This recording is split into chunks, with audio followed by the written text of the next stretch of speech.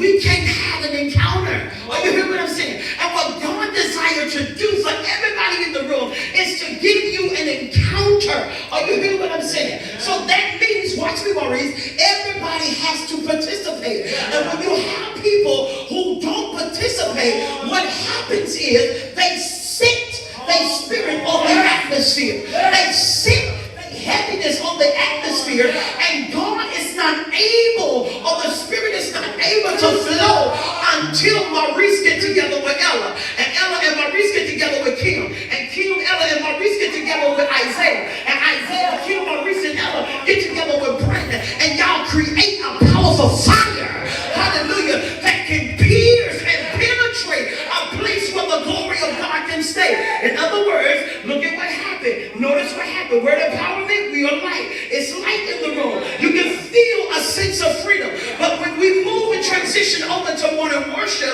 that's because heavy people have come into the room. And now, this is what they call, you need a praise team. Now, you need an intercession to penetrate. Because when people come into the house, they're thinking about their bills. They're thinking about their health. They're thinking about all these other things. And so we have to create a sound that will penetrate or be so penetrative where it will keep the glory of God conducive to flow. Are you hearing me?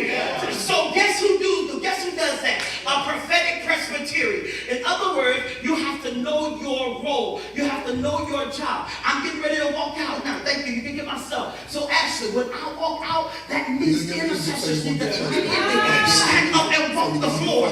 That means we have to get together and we have to make sure that the seats are touched. So when the people who come in heavy and they sit there, they come in, whoa, they can feel the glory and the power of God, because somebody came and dug the house out before worship.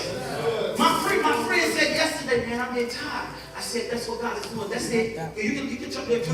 He says to me, and I'm walking out, he says, man, I don't know what's going on with all pastors and David Hawkins, all of them, Marcus Nichols. Everybody's having this conversation where they're just so tired. It's right here. They dread Saturdays. Because Saturdays, they in the glory all day.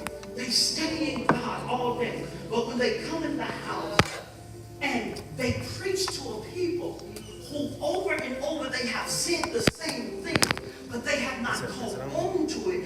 He says, why do I feel so drained? Well, my clothes are soaked and wet, and I have to take them off and wring my clothes out. He says, that's a different level of virtue that's coming out, right? That's a different level. And at that point, you got to understand the assignment of the enemy.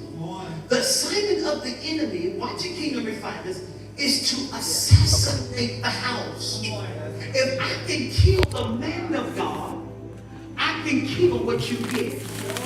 This is why it's important that your leaders stay healthy. Because if I stay healthy, you get what you need.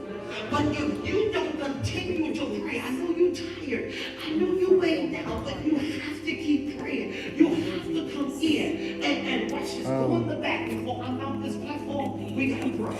The goal is to remove heaviness from the atmosphere. It must be a